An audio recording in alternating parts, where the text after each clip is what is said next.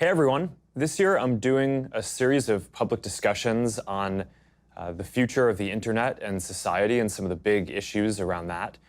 And today I'm here with Yuval Noah Harari, a great historian and best-selling author of a number of books. His first book, Sapiens, a brief history of humankind, kind of chronicled and did an analysis going from the early days of hunter-gatherer society to now how our civilization is organized. And your next two books, the Homo Deus, A Brief History of Tomorrow, and 21 Lessons for the 21st Century, actually tackle important issues of technology and the future. And that's, I think, a lot of what we'll talk about today. Mm-hmm. But, most historians only tackle and analyze the past. But, yeah. But a lot of the work that you've done has had really interesting insights and raised important questions for the future. So I'm really glad to have an opportunity to talk with you today. So Yuval, thank you for joining for this conversation. Yeah, I'm happy to be here. I think that if historians and philosophers cannot engage with the current questions of technology and the future of humanity, then we aren't doing our jobs. And we are not just supposed to chronicle events, centuries ago. All the people that lived in the past are dead. They don't care. The question is what happens to us and to the people in the future. Yeah. All right, so all the questions that you've outlined, where should we start here? I mean, I think one of the big topics that we've talked about is around this dualism around whether, with all of the technology and progress that has been made, are people coming together and are we becoming more unified, is our world becoming more fragmented? Mm-hmm. And so I'm curious to start off by how you're thinking about that. And I mean, that's probably a big area. We could probably spend most of the time on that topic. Yeah, I mean, if you look at the long span of history, then it's obvious that humanity is becoming more and more connected. If thousands of years ago, planet Earth was actually a galaxy of a lot of isolated worlds with almost no connection between them, so gradually people came together and became more and more connected until we reach today when the entire world for the first time is a single historical, economic and cultural unit. But connectivity doesn't necessarily mean harmony. The people we fight most often are our own family members and neighbors and friends. So it's really a question of, are we talking about connecting people or are we talking about harmonizing people? Connecting people can lead to a lot of conflicts. And when you look at the world today, you see this duality, for example, in the rise of walls, which we talked about earlier when we met, which for me is something that I just can't figure out what is happening, because you have all this new connecting technology and the internet and virtual realities and social networks. And then one of the top political issues becomes building walls. And not just cyber walls or firewalls, building stone walls. Like the most Stone Age technology is suddenly the most advanced technology. So how to make sense of this world, which is more connected than ever, but at the same time is building more walls than ever before? Yeah, well, I think one of the interesting questions is around whether there's actually so much of a conflict between these ideas of people becoming more connected and this fragmentation that you talk about. I mean, one of the things that it seems to me is that in the 21st century, in order to address the biggest opportunities and challenges that humanity has, right? So I think it's both opportunities, spreading prosperity, spreading peace, scientific progress, as well as some of the big challenges, right? Addressing climate change, making sure that, on the flip side, that diseases don't spread and there aren't epidemics and things like that. We really need to be able to come together and have the world be more connected. But at the same time, that only works if we as individuals have our economic and social and spiritual needs met. And so one way to think about this is in terms of fragmentation, but another way to think about it is in terms of personalization, right? And I just think about, when I was growing up, one of the big things that I think that the internet enables is for people to connect with groups of people who share their real values and interests. And it wasn't always like this, right? Before the internet, you were really tied to your physical location. And I just think about how when I was growing up, I grew up in a town of about 10,000 people, and there were only so many different clubs or activities that you could do. So I grew up, like a lot of the other kids, playing Little League baseball. And I kind of think about this in retrospect. And it's like, I'm not really into baseball. I'm not really an athlete. So why did I play Little League when my real passion was programming computers? And the reality was that growing up, there was no one else really in my town who was into programming computers. So I didn't have a peer group or a club that I could do that. It wasn't until I went to boarding school and then later college where I actually was able to meet people who were into the same things as I am. And now I think with the internet, that's starting to change, right? And now you have the ability to not just be tethered to your physical location, but to find people who have more niche interests and different kind of subcultures and communities on the internet, which I think is a really powerful thing. But it also means that me growing up today, I probably wouldn't have played Little League. And you can think about me playing Little League as that could have been a unifying thing where there weren't that many things in my town, so that was a thing that brought people together. So maybe if I was creating or if I was a part of a community online that might have been more meaningful to me, getting to know real people, but around programming, which is my real interest, you would have said that our community growing up would have been more fragmented, right? And people wouldn't have had the same kind of sense of physical community. So when I think about these problems, one of the questions that I wonder is maybe fragmentation and personalization, or finding what you actually care about, are two sides of the same coin. But the bigger challenge that I worry about is whether there are a number of people who are just left behind in the transition, who were people who would have played Little League but haven't now found their new community and now just feel dislocated. And maybe their primary orientation in the world is still the physical community that they're in, or that they haven't really been able to find a community of people who they're interested in. And as the world has progressed, I think a lot of people feel lost in that way, and that probably contributes to some of the feelings. That would be my hypothesis, at least. That's the social version of it. There's also the economic version around globalization, which I think is as important. But I'm curious what you think about that. About the social issue, well, online communities can be a wonderful thing, but they are still incapable of replacing physical communities, because there are still so many things that you can only do with your body and with your physical friends. And you can travel with your mind throughout the world, but not with your body.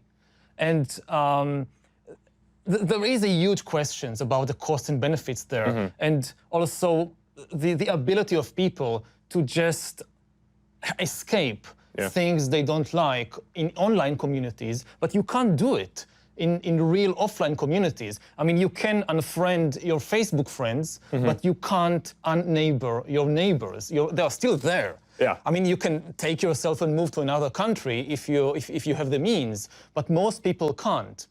So part of the logic of traditional communities was that you must learn how to get along with people you don't like necessarily, maybe, and you must develop social mechanisms how to do that.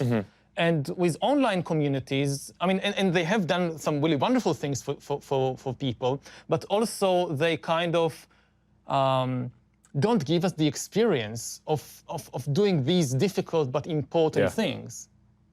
Yeah, and I definitely don't mean to state that that online communities can replace everything that a physical community did. The most meaningful online communities that we see are ones that span online and offline, that bring people together. Maybe the original organization might be online, but people are coming together physically, because that ultimately is really important for relationships and for, because we're physical beings, right? So whether it's, there are lots of examples around whether it's an interest community where people care about running, but they also care about cleaning up the environment. So a group of people organize online, and then they every week go for a run along a beach or through a town and clean up garbage. That's like a physical thing. I mean, we hear about communities where people, if you're in a profession, maybe the military or maybe something else where you have to move around a lot, people form these communities of military families or families of groups that travel around, and the first thing they do when they go to a new city is they find that community, and then that's how they get integrated into the local physical community too. So that's obviously a super important part of this that I don't mean to understand. Yeah, and then the question, the practical question for also a service provider like Facebook is, what is the goal? I mean, are we trying to connect people so ultimately they will leave the screens and go and play football or pick up garbage? Or are we trying to keep them as long as possible on the screens? And there is a conflict of interest there. Yeah. I mean, you could have, one model would be, we want people to stay as little as possible online. We just need them to stay there the shortest time necessary to form the connection, which they will then go and do something in the outside world. Yeah. And that's one of the key questions, I think, about what the internet is doing to people, whether it's connecting them or fragmenting society. Yeah, and I think your point is right. I mean, we've made this big shift in our systems to make sure that they're optimized for meaningful social interactions, which of course the most meaningful interactions that you can have are physical offline interactions. And there's always this question when you're building a service of how you measure the different thing that you're trying to optimize for. So it's a lot easier for us to measure if people are interacting or messaging online than if you're having a meaningful connection physically. But there are ways to get at that. I mean, you can ask people questions about what the most meaningful things that they did. You can't ask all 2 billion people, but you can have a statistical subsample of that and have people come in and tell you, okay, what are the most meaningful things that I was able to do today, and how many of them were enabled by me connecting with people online, or how much of it was me connecting with someone physically, maybe around the dinner table, with content or something that I learned online or saw. So that is definitely a really important part of it.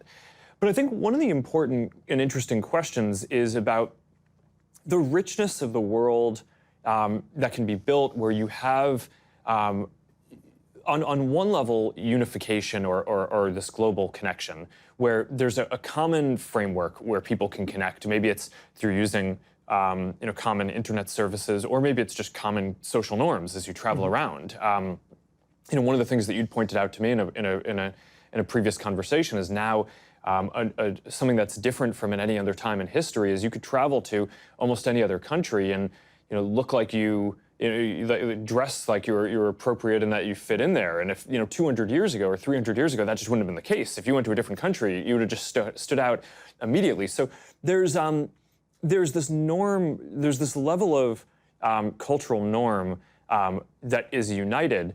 But then the question is, what do we build on top of that? And I think one of the things that a broader kind of set of cultural norms or shared values and framework enables is a richer set of subcultures and subcommunities and people to actually go find the things that they're interested in lots of different communities to be created that wouldn't have existed before. Going back to my story before, it wasn't just my town that had Little League. I think when I was growing up, basically every town had very similar things. There's a Little League in every town, and maybe instead of every town having Little League, there should be Little League should be an option. But But if you wanted to do something that not that many people were interested in my case, programming, in other people's case, maybe interest in some part of history or some part of art that there just may not be another person in your 10,000 person town who share that interest, I think it's good if you can form those kind of communities, and now people have can find connections and can find a group of people who share their interest. And I think that there's a question, though, of you can look at that as fragmentation, right? Because now we're not all doing the same things, right? We're not all, going to church and playing Little League and doing the exact same things. Or you can think about that as richness and depthness in our social lives.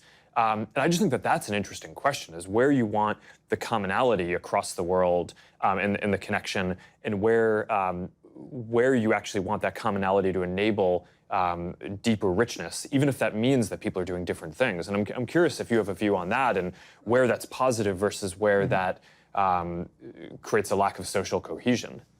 Yeah, I mean, I think almost nobody would argue with the benefits of richer social environment in which people have more options to connect around all kinds of things. The key question is, how do you still create enough social cohesion on the level of a country and increasingly also on the level of the entire globe in order to tackle our main problems? I mean, we need global cooperation like never before because we are facing unprecedented global problems. We just had Earth Day, and it should be obvious to everybody, we cannot deal with the problems of the environment, of climate change, except through global cooperation. Similarly, if you think about the potential disruption caused by new technologies like artificial intelligence, we need to find a mechanism for global cooperation around issues like how to prevent an AI arms race, how to prevent different countries racing to build autonomous weapon systems and killer robots and weaponizing the internet and weaponizing social networks. Unless we have global cooperation, we can't stop that, because every country will say, well, we don't want to produce killer robots, it's a bad idea, but we can't allow our rivals to do it before us, so we must do it first. And then you have a race to the bottom. Similarly, if you think about the potential disruptions to the job market and the economy caused by AI and automation, so it's quite obvious that there will be jobs in the future, but will they be evenly distributed between different parts of the world? One of the potential results of the AI revolution could be the concentration of immense wealth in some parts of the world, and the complete bankruptcy of other parts.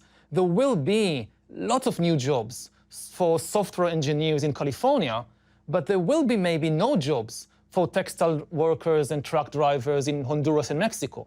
So what will they do? If we don't find a solution on the global level, like creating a global safety net to protect humans against the shocks of AI and enabling them to use the opportunities of AI, then we will create the most unequal economic situation that ever existed. It will be much worse even than what happened in the Industrial Revolution, when some countries industrialized, most countries didn't, and the few industrial powers went on to conquer and dominate and exploit all the others.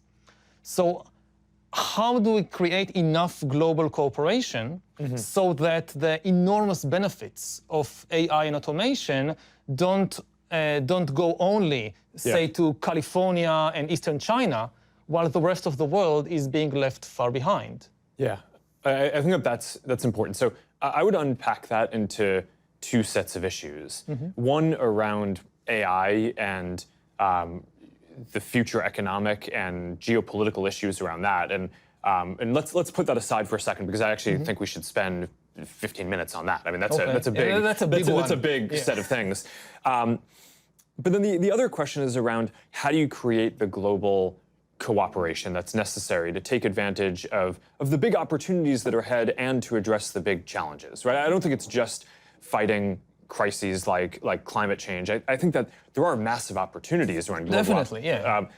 Spreading prosperity, spreading more human rights and freedom. Those are things that come with trade and connection as well. So I think that you want that for the upside. But I guess my diagnosis at this point, and I'm curious to hear your view on this, is I actually think we've spent a lot of the last 20 years with the internet, maybe even longer, working on global trade, global information flow, making it so that people can connect. I actually think the bigger challenge at this point is making it so that in addition to that global framework that we have, making it so that things work for people locally, right? Because I think that there's this dualism here where you need both, right? If you resort to just kind of local tribalism, then you miss the opportunity to work on the really important global issues. But if you have a global framework, but people feel like it's not working for them at home, or some set of people don't feel like that's not working, then they're not politically going to support the global collaboration that needs to have happen. And I think there's the social version of this, which we talked about a little bit before, where people are now able to find communities that match their interests more, but some people haven't found those communities yet, and are left behind as some of the more physical communities and some of these communities are quite nasty also, so we shouldn't forget that. Yes, so I think they should be, yes. Although I would argue that people joining kind of extreme communities is largely a result of not having healthier communities and not having healthy economic progress for individuals. I think most people, when they feel good about their lives, they don't seek out extreme communities. So there's a lot of work that I think we, as an internet platform provider, need to do to lock that down even further. But I actually think creating prosperity is probably one of the better ways at a macro level to go at that. But I guess I would maybe just stop there a little. People that feel good about themselves have done some of the most terrible things in human history. I mean, we shouldn't confuse people feeling good about themselves and about their lives with people being benevolent and kind and so forth. And also, they wouldn't say that their ideas are extreme. And we have, so many examples throughout human history, from the Roman Empire to slave trade in the modern age and colonialism, that people, that they had a very good life. They had a very good family life and social life. They were nice people. I mean, I guess, I don't know, most Nazi voters were also nice people. If you meet them for a cup of coffee and you talk about your kids, they are nice people. And they think good things about themselves, and maybe some of them can have very happy lives. And even the ideas that we look back and say, this was terrible, this was extreme, they didn't think so. Again, if you just think about colonialism... But World War II, and that came through a period of intense economic and social disruption after the Industrial Revolution. Let's put aside the extreme example. Let's just think about European colonialism in the 19th century. So people say in Britain, in the late 19th century, they had the best life in the world at the time. And they didn't suffer from an economic crisis or disintegration of society or anything like that. And they thought that by going all over the world and conquering and changing societies in India, in Africa, in Australia, they were bringing lots of good to the world. And I'm just saying that so that we are more careful about not confusing the good feelings people have about their life. It's not just miserable people suffering from poverty and economic crisis. Well, I think that there's a difference between the example that you're using of a wealthy society going and colonizing or doing different things that had different negative effects. That wasn't the fringe in that society. I guess what I was more reacting to before was your point about people becoming extremist. I would argue that in those societies, that wasn't those people becoming extremists. You can have a long debate about any part of history and whether the direction that a society chose to take is positive or negative and the ramifications of that. But I think today we have a specific issue, which is that more people are seeking out solutions at the extremes. And I think a lot of that is because of a feeling of dislocation, both economic and social. Now, I think that there's a lot of ways that you go at that. And I think part of it, I mean, as someone who's running one of the internet platforms, I think we have a special responsibility to make sure that our systems aren't encouraging that. But I think broadly, the more macro solution for this is to make sure that people feel like they have that grounding and that sense of purpose and community, and that their lives are, and that they have opportunity. And I think that, statistically, what we see in sociologically is that when people have those opportunities, they don't, on balance, as much seek out those kind of groups. And I think that there's the social version of this. There's also the economic version. I mean, this is the basic story of globalization. Is on the one hand, it's been extremely positive for bringing a lot of people into the global economy, right? People in India and Southeast Asia and across Africa who wouldn't have previously had access to a lot of jobs in the global economy now do. And there's been probably the greatest, at a global level, inequality is way down, right? Because hundreds of millions of people have come out of poverty, and that's been positive. But the big issue has been that in developed countries, there have been a large number of people who are now competing with all these other people who are joining the economy, and jobs are moving to these other places. So a lot of people have lost jobs. For some of the people who haven't lost jobs, there's now more competition for those jobs for people internationally. So their wages, that's one of the factors I would, the analyses have shown that's preventing more wage growth. And there are 5 to 10% of people, according to a lot of the analyses that I've shown, who are actually in absolute terms worse off because of globalization. Now, that doesn't necessarily mean that globalization for the whole world is negative. I think in general it's been on balance positive, but the story we've told about it has probably been too optimistic in that we've only talked about the positives and how it's good as this global movement to bring people out of poverty and create more opportunities. And the reality, I think, has been that it's been net very positive. But if there are 5 or 10% of people in the world who are worse off, there's 7 billion people in the world. So that's many hundreds of millions of people, the majority of whom are likely in the most developed countries in the U.S. and across Europe. That's going to create a lot of political pressure on those in those countries. So in order to have a global system that works, it feels like you need it to work at the global level, but then you also need individuals in each of the member nations in that system to feel like it's working for them too. And that recurses all the way down. So in local cities and communities, people need to feel like it's working for them, both economically and socially. So I guess at this point, the thing that I worry about, and I've rotated a lot of Facebook's energy to try to focus on this, is our mission used to be connecting the world. Now it's about helping people build communities and bringing people closer together. And a lot of that is because I actually think that the thing that we need to do to support more global connection at this point is making sure that things work for people locally. That in a lot of ways we've made it so the internet, so that an emerging creator can. But then how do you balance working it locally for people in the American Midwest and at the same time working it better for people in Mexico or South America or Africa? I mean, part of the imbalance is that when people in Middle America are angry, everybody pays attention, because they have their finger on the button.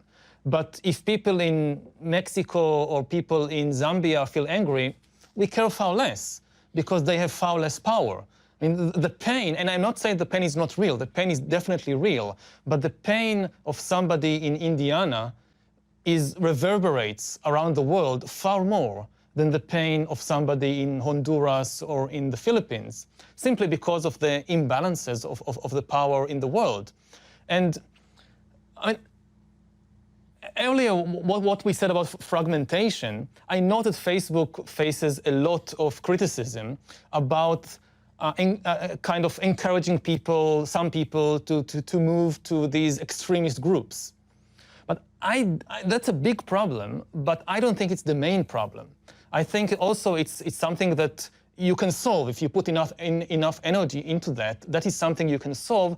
But this is the problem that gets most of the attention now.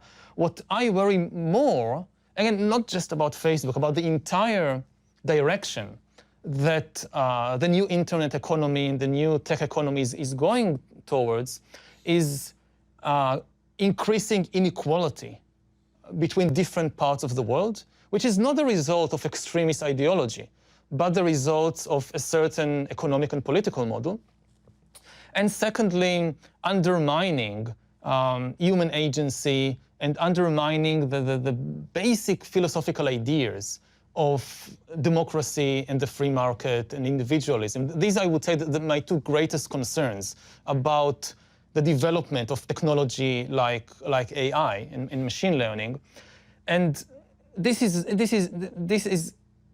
will continue to be a major problem, even if we find solutions to the issue of social extremism in particular groups. Mm-hmm.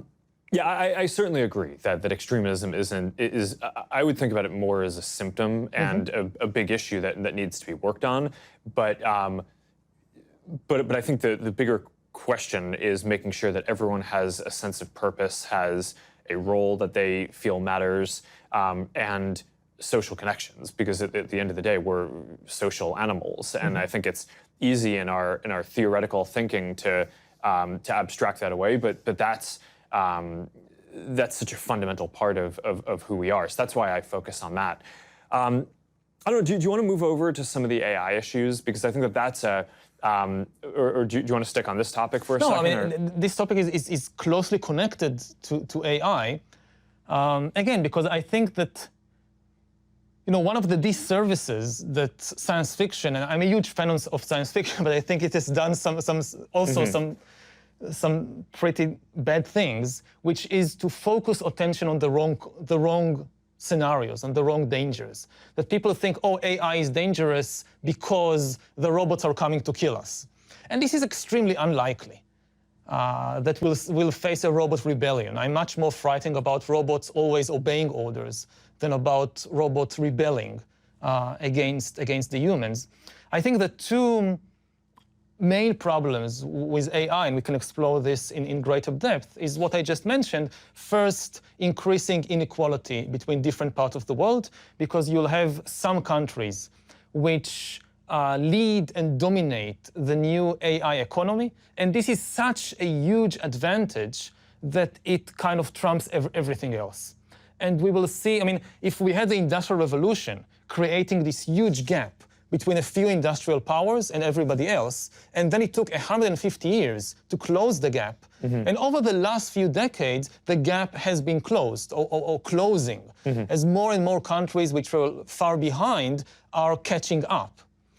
Now the gap may reopen and be much worse than ever before because of the rise of AI and because AI is likely to be dominated by just a small number of countries. So that's one issue, AI and inequality.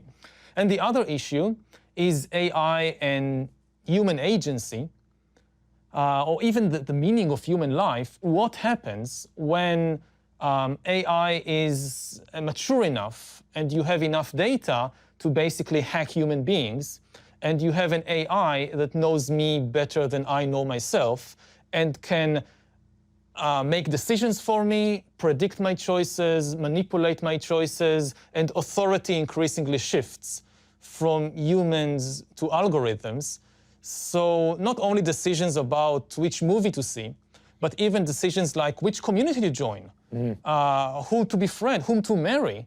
We increasingly rely on the recommendations of the AI, and what does it do to human life and human agency? So these I would say the two most important issues of AI inequality and AI and human agency. Yeah. And I think both of them get down to a similar question around values, right? And who's building this, and what are the values that are encoded, and how does that end up playing out?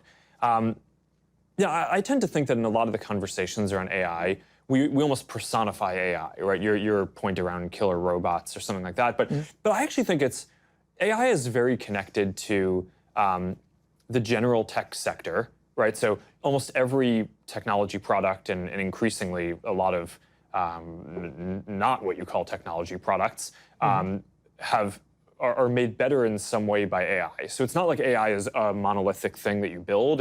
It powers a lot of products. So it's a lot of economic progress and can get towards some of the distribution of opportunity questions that you're raising.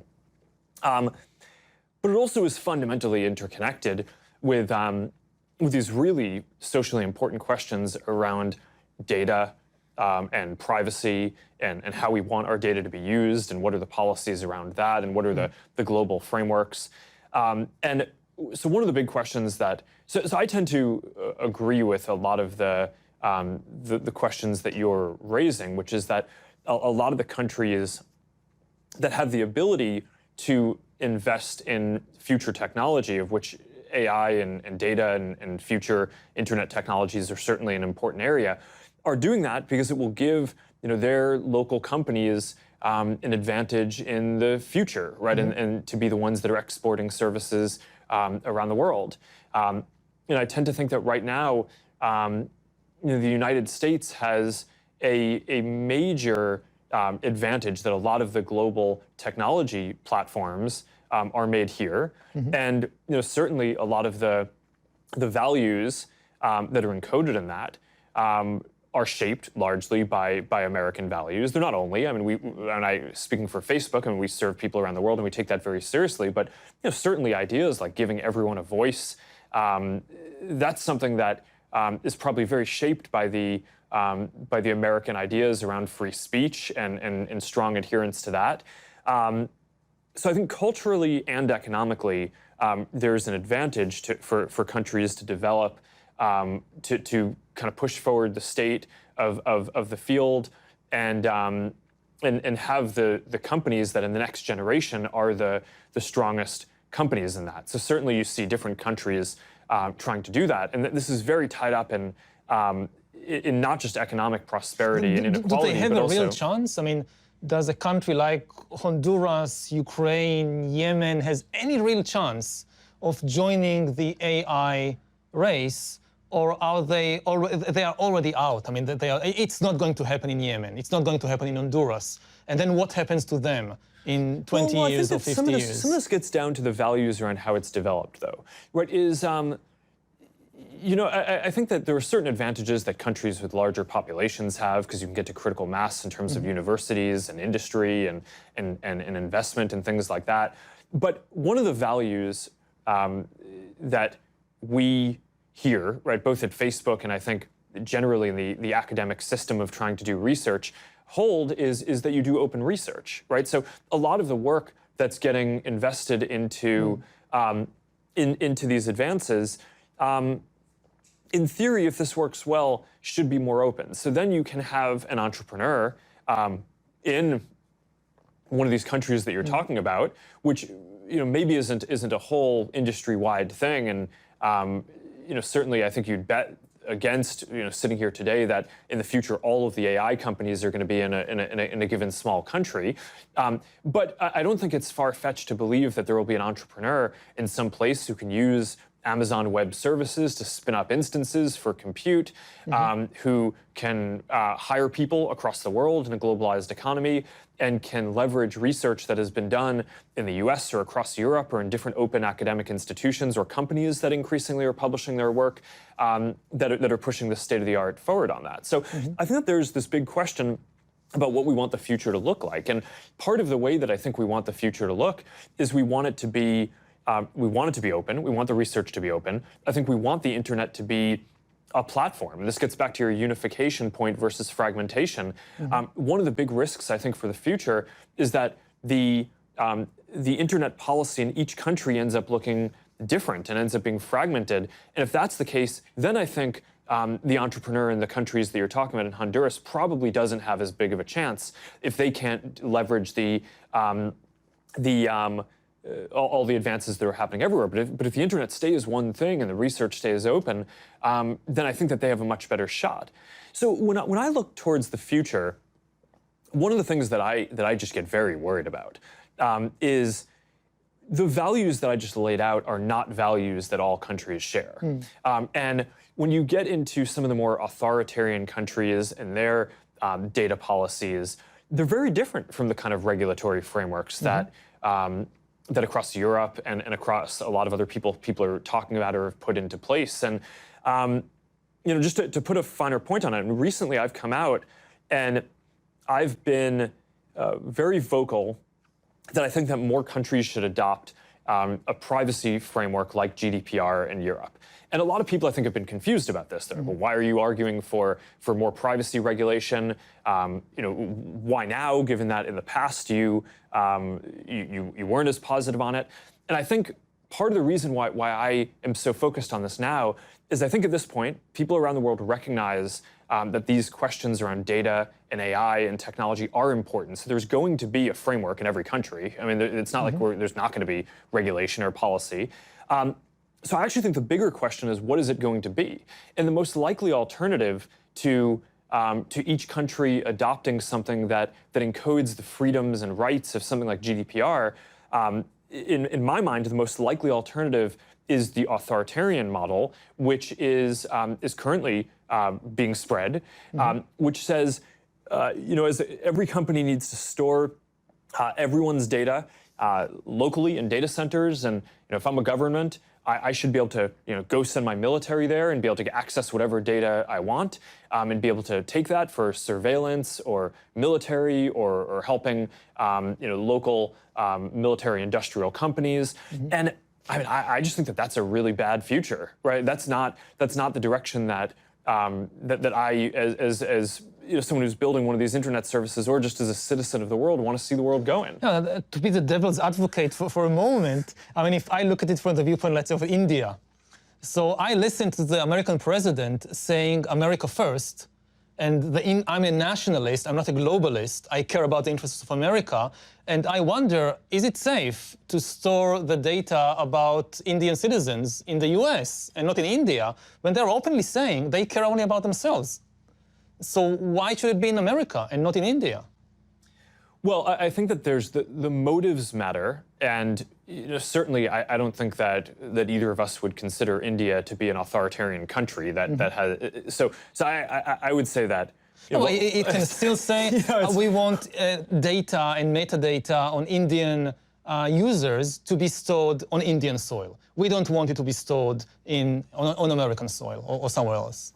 Yeah, and I can understand the arguments for that, and I think that the intent matters, right? And I think countries can come at this with open values and still conclude that something like that could be helpful. But I think one of the things that you need to be very careful about is that if you set that precedent, you're making it very easy for other countries that don't have open values and that are much more authoritarian and want the data not to protect their citizens, but to be able to surveil them and find dissidents and lock them up. So I think I agree. I mean, but I think that it really boils down to the questions that do we trust America? And given the past 2-3 years, people in more and more places around the world. I mean, previously, say if we were sitting here 10 years ago or 20 years ago or 40 years ago, then America declared itself to be the leader of the free world. We can argue a lot whether this was the case or not, or at least on the declaratory level, this was how America presented itself to the world. We are the leaders of the free world, so trust us, we care about freedom. But now we see a different America. America which doesn't want even to be, again, it's not a question of even what they do, but how America presents itself no longer as the leader of the free world, but as a country which is interested above all in itself and in its own interests. And just this morning, for instance, I read that the US is considering having a veto on the UN resolution against using sexual violence as a weapon of war. And the US is the one that thinks of vetoing this. And as somebody who is not a citizen of the US, I ask myself, can I still trust America to be the leader of the free world if America itself says, I don't want this role anymore? Well, I think that that's a somewhat separate question from the direction that the internet goes in, because, I mean, GDPR, the framework that I'm advocating, that it would be better if more countries adopted something like this, because I think that that's just significantly better than the alternatives, a lot of which are these more authoritarian models. I mean, GDPR originated in Europe, right? So it's not an American invention.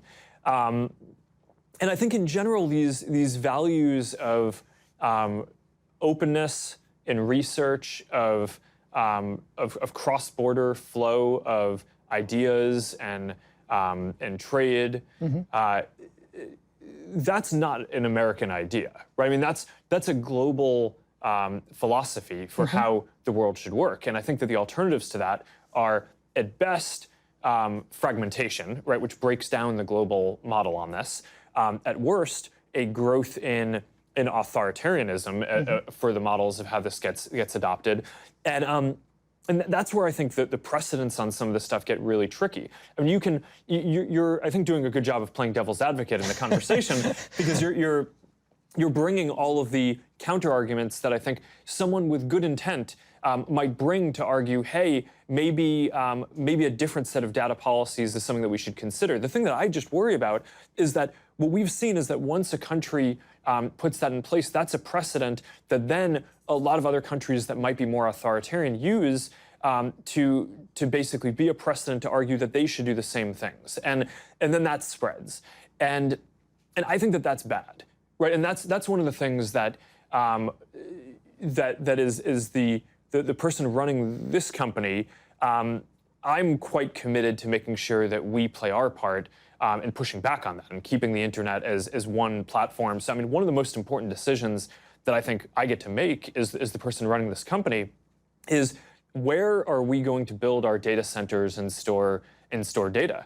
And we've made the decision that we're not going to put data centers in countries that we think have weak rule of law, where people's data may be improperly accessed, and that could put people in harm's way. And I mean, there have been a lot of questions around the world around questions of censorship, and I think that those are really serious and important. I mean, a lot of the reason why I build what we build is because I care about giving everyone a voice, giving people as much voice as possible. So I don't want people to be censored. At some level, these questions around data and how it's used and whether authoritarian governments get access to it, I think are even more sensitive because if you can't say something that you want, that is highly problematic. That violates your human rights, I think, in a lot of cases. It stops progress. But if a government can get access to your data, then it can identify who you are and go lock you up and hurt you and hurt your family and cause real physical harm in ways that are just really deep. So I do think that people running these companies have an obligation to try to push back on that and fight establishing precedents which will be harmful, even if a lot of the initial countries that are talking about some of this have good intent. I think that this can easily go off the rails. And when you talk about in the future AI and data, which are two concepts that are just really tied together, I just think the values that comes from, and whether it's part of a more global system, a more democratic process, a more open process, that's one of our best hopes for having this work out well. If it comes from repressive or authoritarian countries, then I just think that that's going to be highly problematic in a lot of ways. Yeah, well, that raises the question of how do we build AI in such a way that it's not inherently a tool of surveillance and manipulation and control? I mean, this goes back to the idea of creating something that knows you better than you know yourself, which is kind of the ultimate surveillance and control tool. And we are building it now. In different places around the world, it's being built. And what are your thoughts about how to build an AI which serves individual people and protects individual people, and not an AI which can easily, with a flip of a switch, becomes kind of the ultimate surveillance tool? Well, I think that that is more about the values and the policy framework than the technological development. I mean, it's a lot of the research that's happening in AI are just very fundamental mathematical methods where a researcher will create an advance, and now all of the neural networks will be 3% more efficient. I'm just kind of throwing this out, and that means that, all right, newsfeed will be a little bit better for people. Our systems for detecting things like hate speech will be a little bit better, but our ability to find photos of you that you might want to review will be better. But all these systems get a little bit better. So now, I think the bigger question is you have places in the world where governments are choosing to use that technology and those advances for things like widespread face recognition and surveillance. And those countries, I mean, China's doing this, they create a real feedback loop, which advances the state of that technology, where they say, okay, well, we want to do this. So now there's a set of companies that are sanctioned to go do that and are getting access to a lot of data to do it because it's allowed and encouraged. So that is advancing and getting better and better. That's not a mathematical process. That's kind of a policy process that they want to go in that direction. Those are the values, and it's an economic process of the feedback loop and development of those things, compared to in countries that might say, hey, that kind of surveillance isn't what we want. Those companies just don't exist as much, right? Or don't get as much support. I don't know. In my home country of Israel is, at least for Jews, it's a democracy, and it's one of the leaders of the world in surveillance technology. And we basically have one of the biggest laboratories of surveillance technology in the world, which is the occupied territories. And exactly these kinds of systems are being developed there and exported all over the world. So given my personal experience back home, again, I don't necessarily trust that just because a society in its own inner workings is, say, democratic, that it will not develop and spread these kinds of technologies. Yeah, I agree. It's not clear that a democratic process alone solves it, but I do think that it is mostly a policy question, right? A government can quite easily make the decision that they don't want to support that kind of surveillance, and then the companies that they would be working with to support that kind of surveillance would be out of business, and then, or at the very least, have much less economic incentive to continue that technological progress. So that dimension of the growth of the technology gets stunted compared to others, and that's generally the process that I think you want to follow broadly. Right? Technological advance isn't by itself good or bad. I think it's the job of the people who are shepherding it, building it, and making policies around it to have policies and make sure that their effort goes towards amplifying the good and mitigating the negative use cases. And that's how I think you end up bending these industries and these technologies to be things that are positive for humanity overall. And I think that's a normal process that happens with most technologies that get built. But I think what we're seeing in some of these places is not the natural mitigation of negative uses. In some cases, the economic feedback loop is pushing those things forward, but I don't think it has to be that way. But I think that that's not as much a technological decision as it is a policy decision. I fully agree, but I mean, every technology can be used in different ways, for good or for bad. You can use the radio to broadcast music to people, and you can use the radio to broadcast Hitler giving a speech to millions of Germans. The radio doesn't care. The radio just carries whatever you put in it. So yeah, it is a policy decision, but then it just raises the question, how do we make sure that the policies are the right policies in a world when it is becoming more and more easy to manipulate and control people on a massive scale like never before. I mean, the new technology, it's not just that we invented technology and then we have good democratic countries and bad authoritarian countries, and the question is, what will they do with the technology? The technology itself could change the balance of power between democratic and totalitarian systems. Yeah.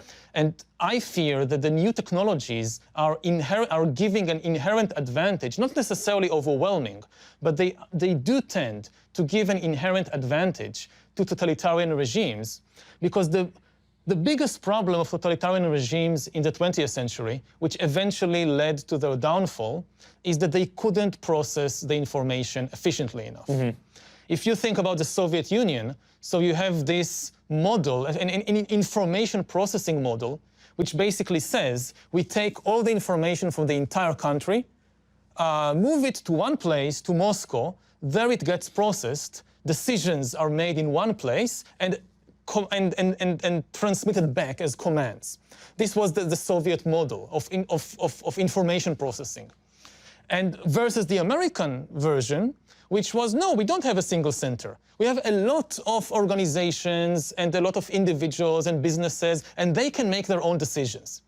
In the Soviet Union, there is somebody in Moscow.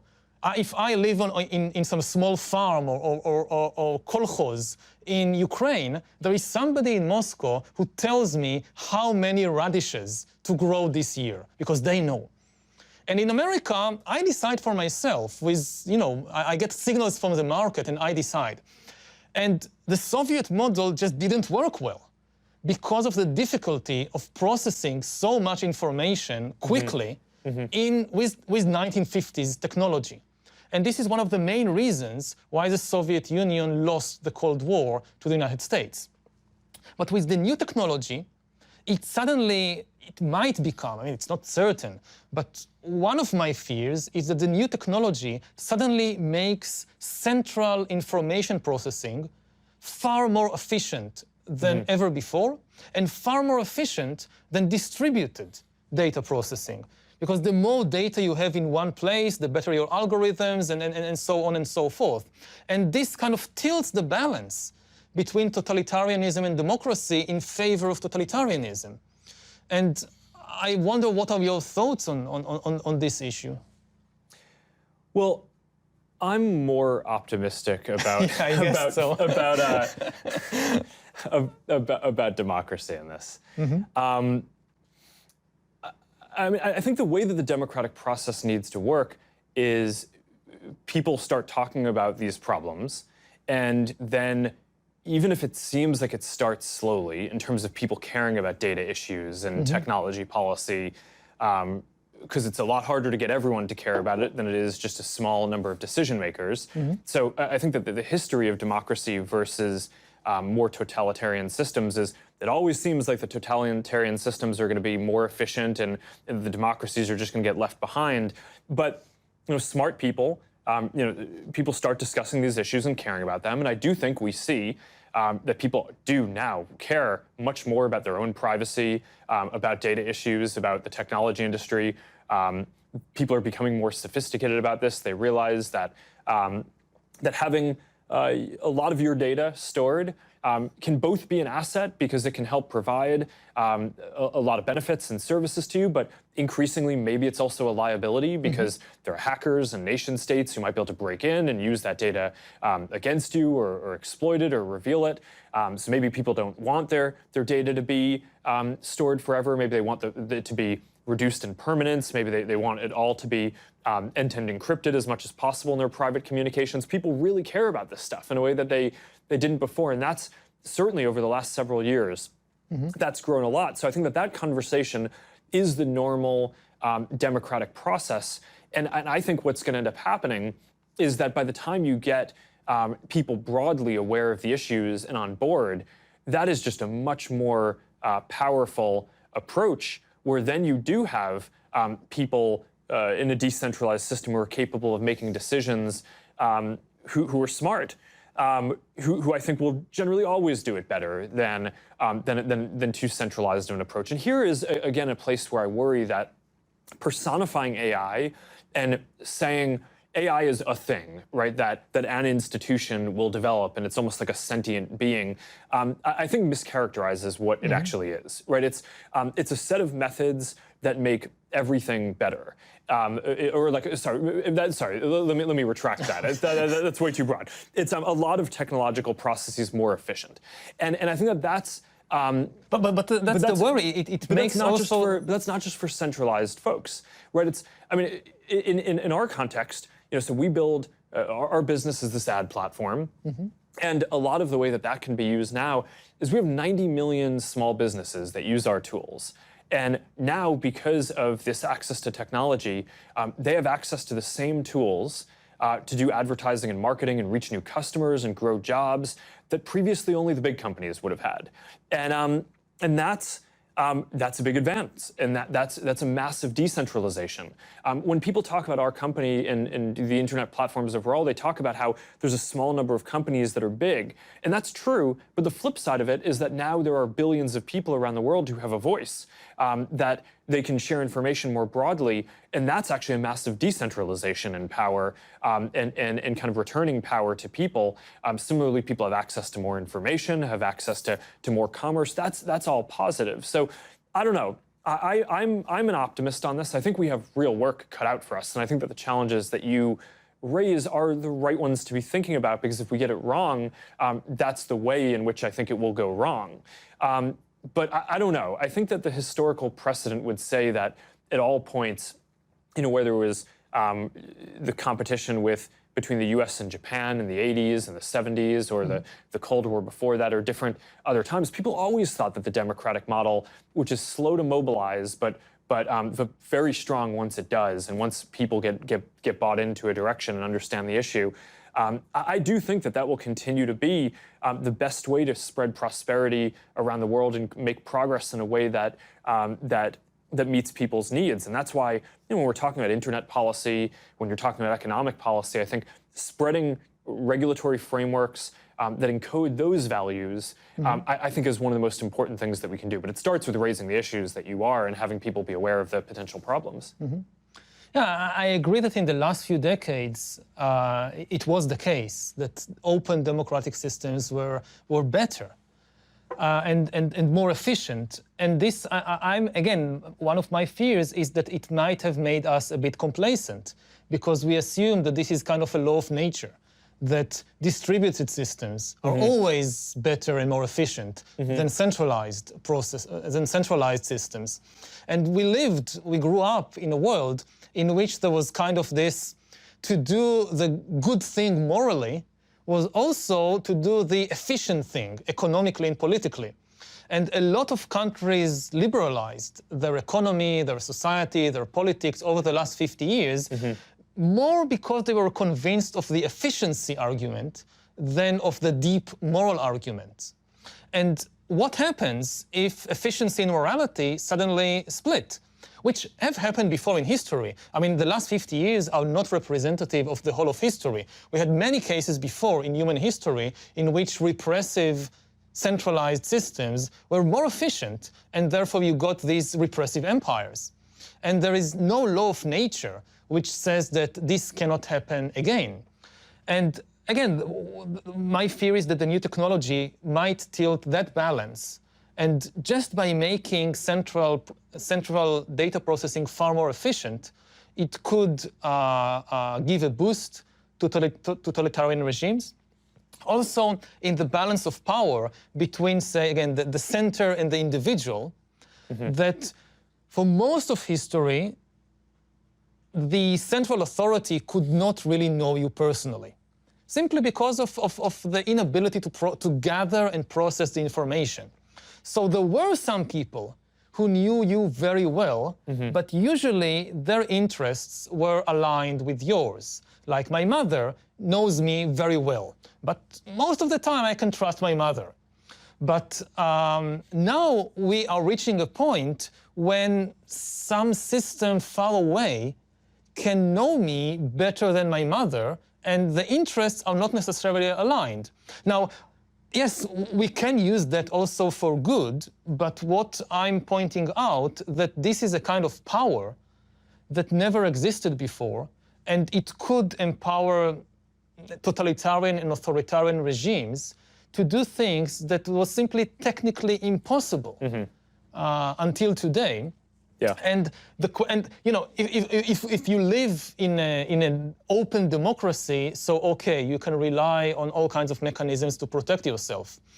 But thinking more globally about this issue, I think a key question is, how do you protect human attention from being hijacked by malevolent players who know you better than you know yourself, who know you better than your mother knows you?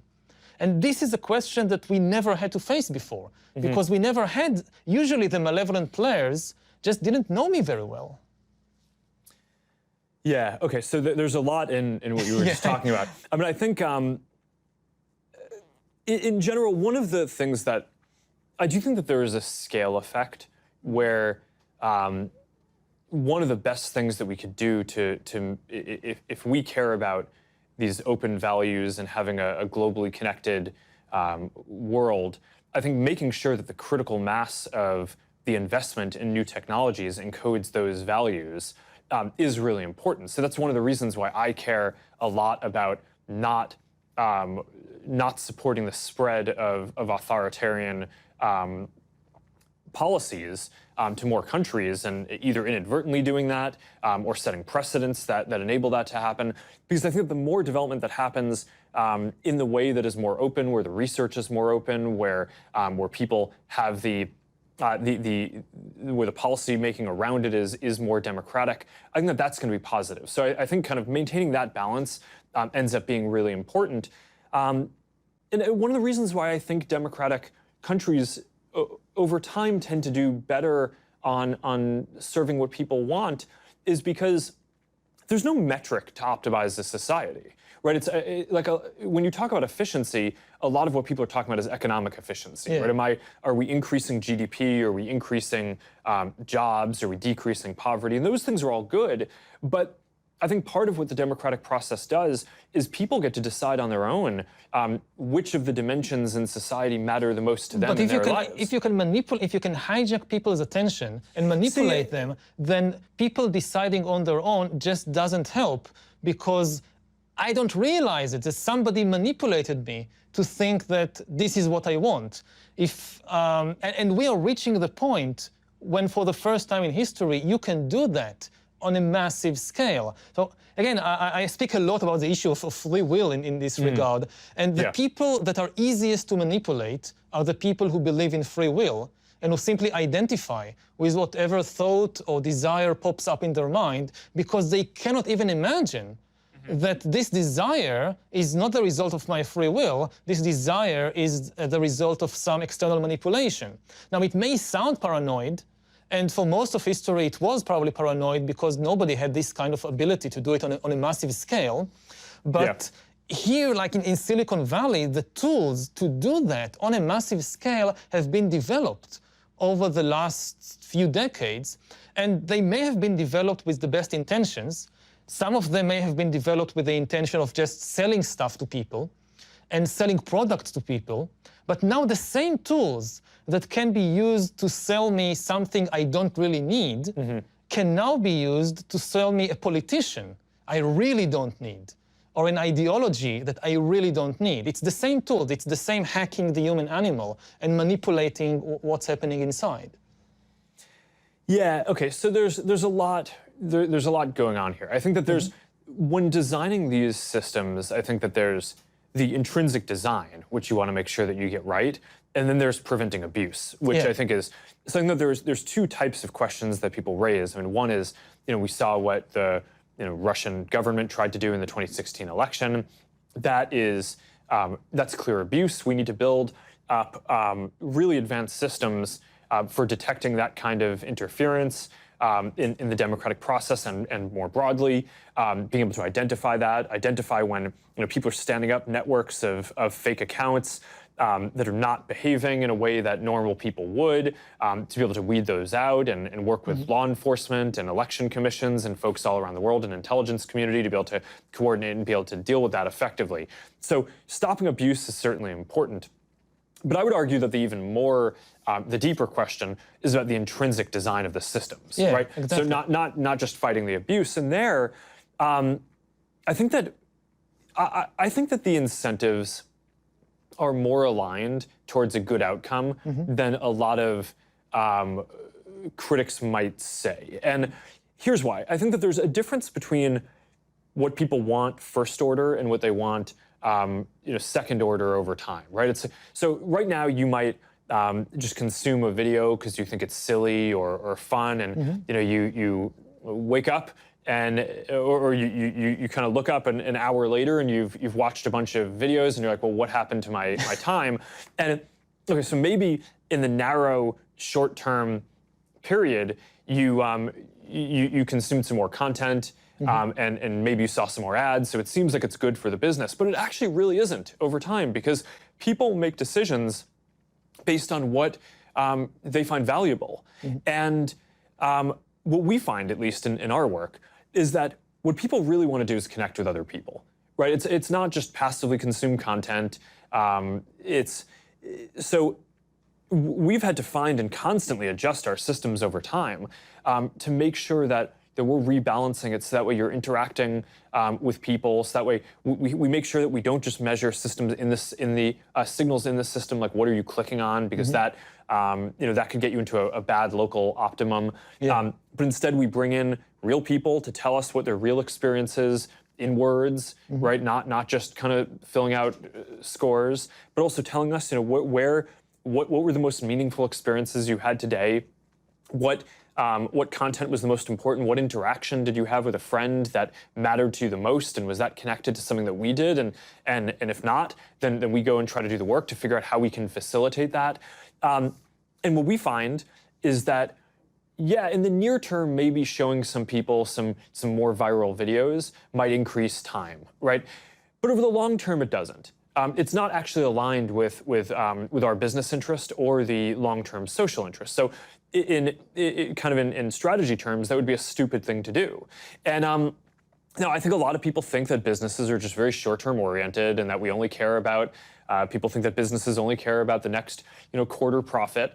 But I think that most businesses that get run well, that's just not the case. And I think last year on one of our earnings calls, I told investors that we'd actually reduce the amount of video watching that quarter by 50 million hours a day, because we wanted to take down the amount of viral videos that people were seeing, because we thought that was displacing more meaningful interactions that people were having with other people, which in the near term might have a short-term impact on the business for that quarter, but over the long term would be more positive, both for how people feel about the products and for the business. And one of the patterns that I think has actually been quite inspiring or a cause of optimism in running a business is that oftentimes you make decisions that you think are going to pay off long down the road, right? So you think, okay, I'm doing the right thing long term, but it's going to hurt for a while. And I almost always find that the long term comes sooner than you think.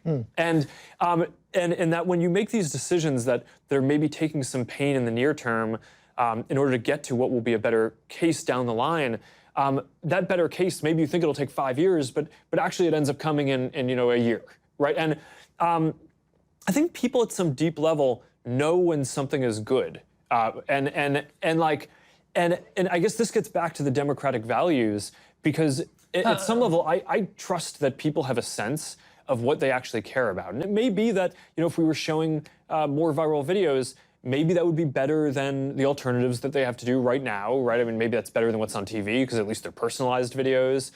Maybe it's better than YouTube if we have better content, or whatever the reason is.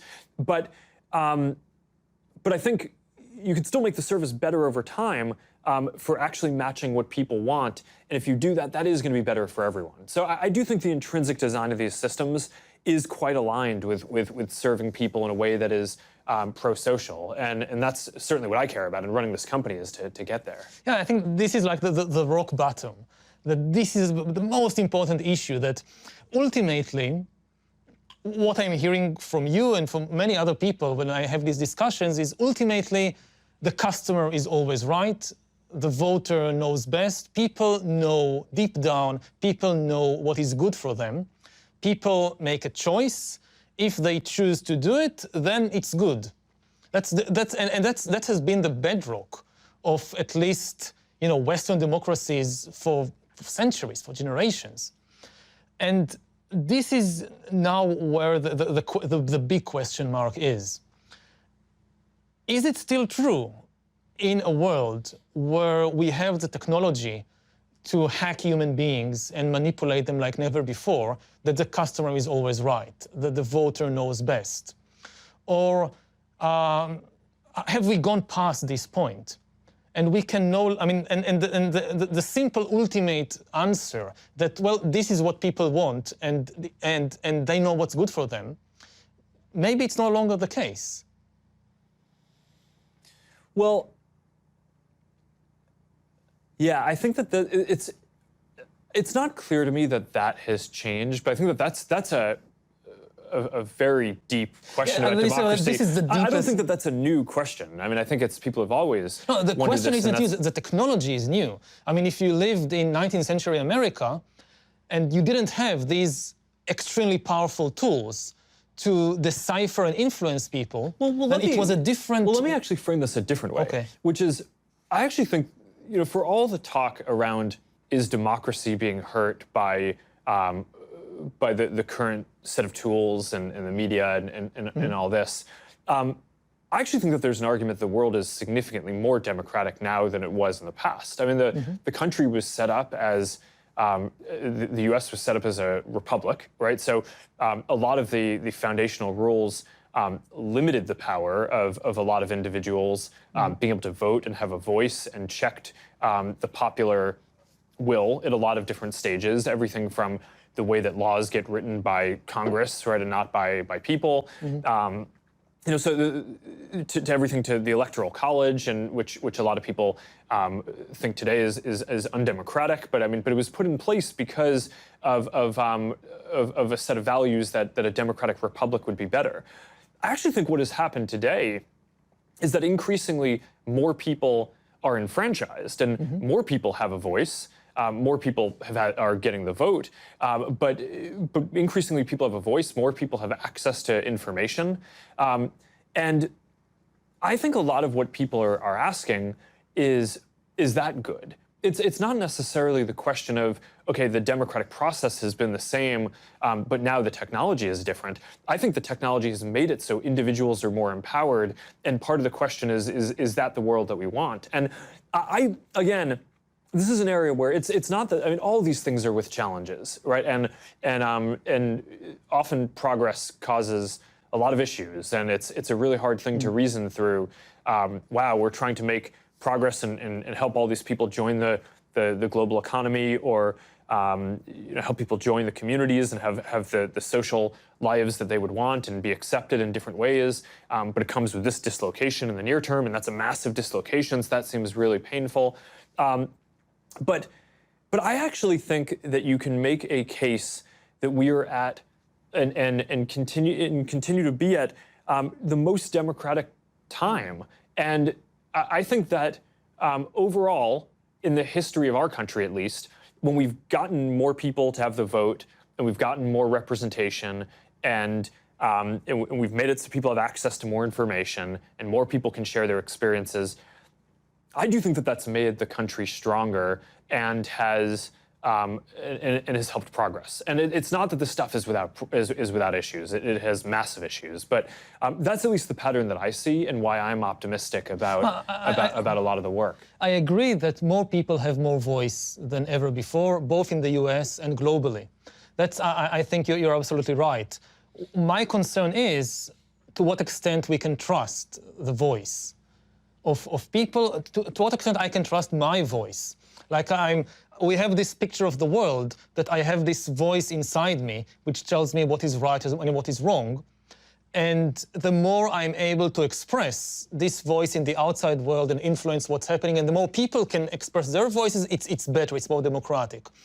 But what happens if at the same time that more people can express their voices, it's also easier to manipulate your inner voice? To what extent you can really trust that the thought that just popped up in your mind is the result of some free will and not the result of an extremely powerful algorithm that understands what's happening inside you and knows how to push the buttons and press the levers and is serving some external entity.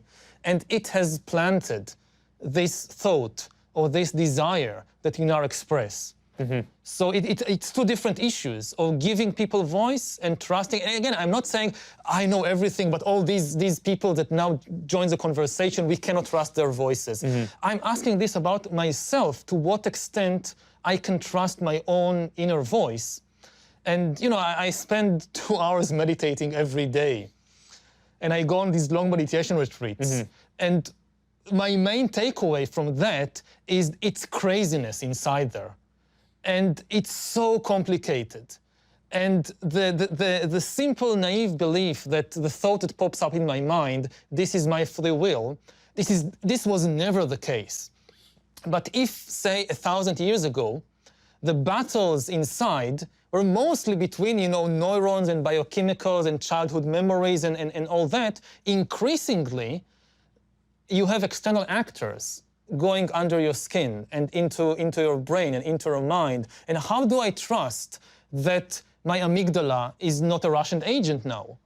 How do I know? The more we understand about the extremely complex world inside us, the less easy it is to simply trust what this inner voice is saying.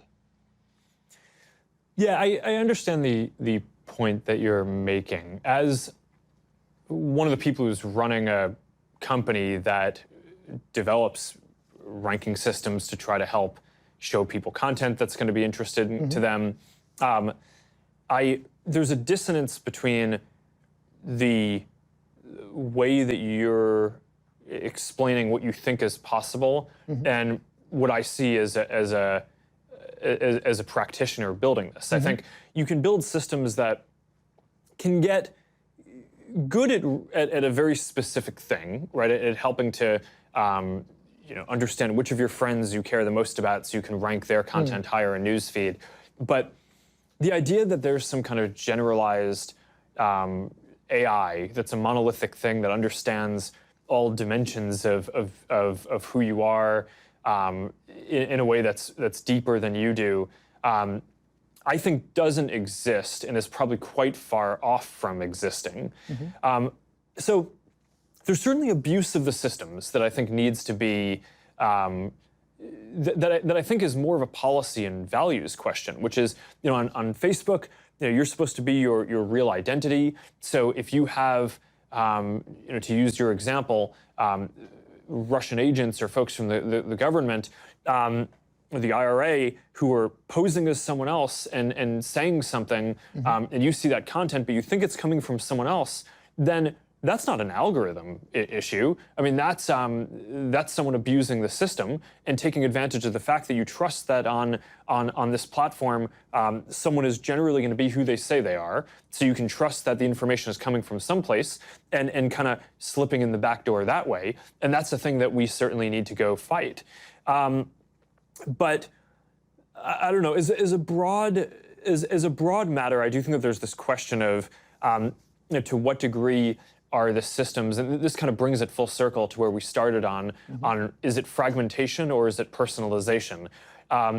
Is the content that you see, if it resonates, is that because it actually just more matches your interests, or is it because you're being incepted and convinced of something that you don't actually believe and is dissonant with your interests and your beliefs? And certainly all the psychological research that I've seen and the experience that we've had is that when people see things that don't match what they believe, they just ignore it, right? So so certainly there can be an evolution that happens where, you know, a system shows information that you're going to be interested in, and if that's not managed well, that has the risk of pushing you down a path towards adopting a more extreme position or evolving the way you think about it over time. But I think most of the content, it resonates with people because it resonates with their lived experience, and to the extent that people are abusing that, and either trying to represent that they're someone who they're not, or trying to take advantage of a bug in human psychology where we might be more prone to an extremist idea. That's our job in either policing the platform, working with governments and different agencies, and making sure that we design our systems and our recommendation systems to not be promoting things that people might engage with in the near term, but over the long term will regret and resent us for having done that. And I think it's in our interest to get that right. And for a while, I think we didn't understand the depth of some of the problems and challenges that we face there. And there's certainly still a lot more to do. And when you're up against nation states, I mean, they're very sophisticated, so they're going to keep on evolving their tactics. But the thing that I think is really important is that the fundamental design of the systems, I do think, in our incentives are aligned with helping people connect with the people they want, have meaningful interactions, not just getting people to watch a bunch of content that they're going to resent later that they did that, and certainly not making people have more extreme or negative viewpoints than what they actually believe. So maybe I can try and summarize my view in that. We have two distinct dangers coming out of the same technological tools. We have the easier danger to grasp, which is of extreme totalitarian regimes of a kind we haven't seen before. And this could happen in different countries, maybe not in the US, but in other countries, that these tools, you say that these are abuses, but in some countries, this could become the norm, that you are living from the moment you're born in this system that constantly monitors and surveils you and constantly kind of manipulates you from a very early age to adopt particular ideas, views, habits, so forth, in a way which was never possible before. And this is like the full-fledged totalitarian dystopia, which could be so effective that people would not even resent it because they will be completely aligned with the values or the ideals of the system. It's not 1984 where you need to torture people all the time. No, if you have agents inside their brain, you don't need the external secret police. So that's one danger. It's like the full-fledged totalitarianism.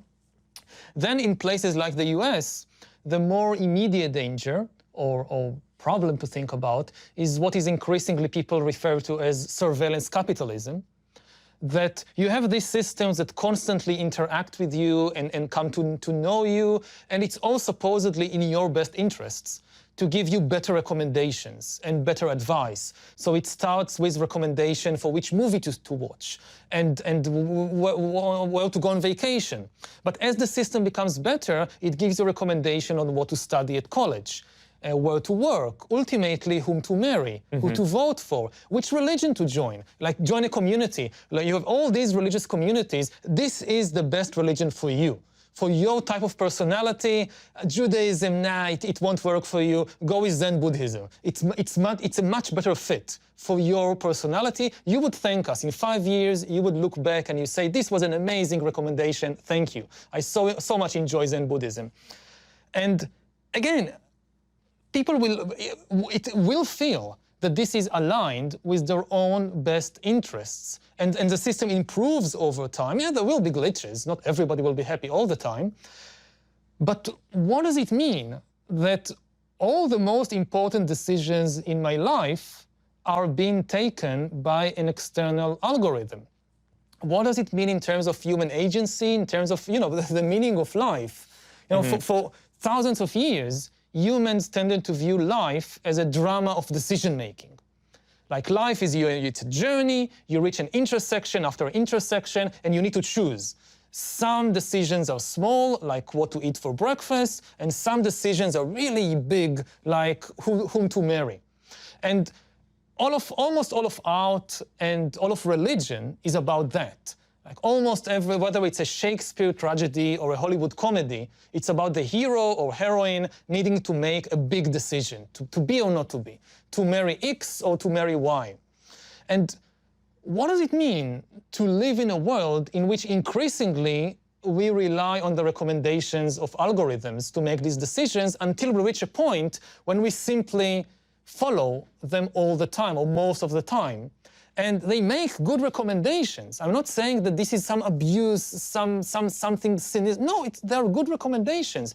But we don't have a model for understanding what is the meaning of human life in such a situation. Well, I think the biggest objection that I'd have to both of the ideas that you just raised is that we have access to a lot of different sources of information, a lot of people to talk to about different things. And it's not just like there's one set of recommendations or a single recommendation that gets to dominate what we do, and that gets to be overwhelming, either in the totalitarian or the capitalist model of what you were saying. To the contrary, I think people really don't like and are very distrustful when they feel like they're being told what to do or just have a single option. One of the big questions that we've studied is how to address when there's a hoax or clear misinformation. And the most obvious thing that it would seem like you'd do intuitively is tell people, hey, this seems like it's wrong. Mm-hmm. Here is the other point of view that is right. Or at least, if it's a polarized thing, even if it's not clear what's wrong and what's right, here's the other point of view.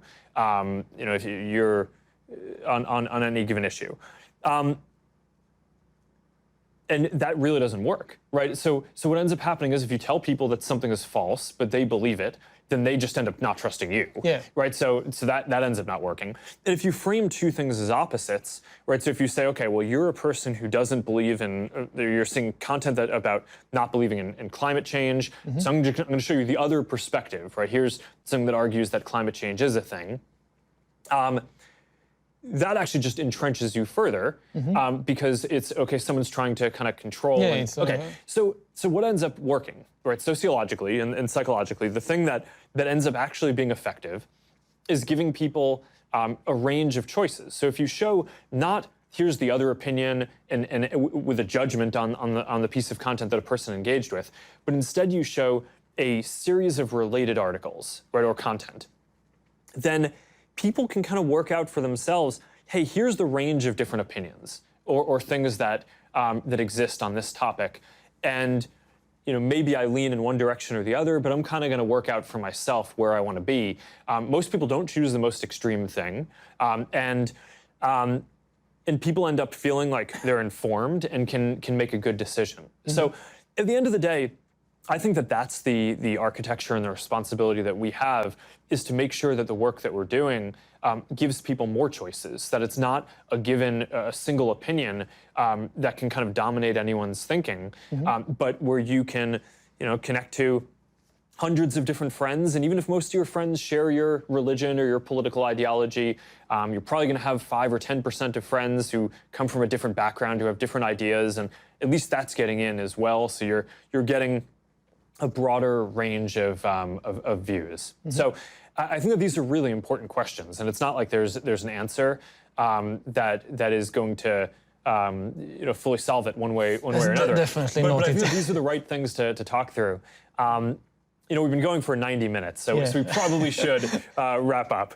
But I think we have a lot of material to cover in the next one of these that hopefully we'll get to do at some point in the future. And thank you so much for coming and joining and doing this. This has been a really interesting series of important topics to discuss. Yeah, so thank you for hosting me, and for being open about these very difficult questions, which I know that you being the head of a global corporation, I can just sit here and speak whatever I want, but you have many more responsibilities on your head. So I appreciate that kind of you putting yourself on the firing line and dealing with these questions. Thanks. All right. Thank you. Yeah.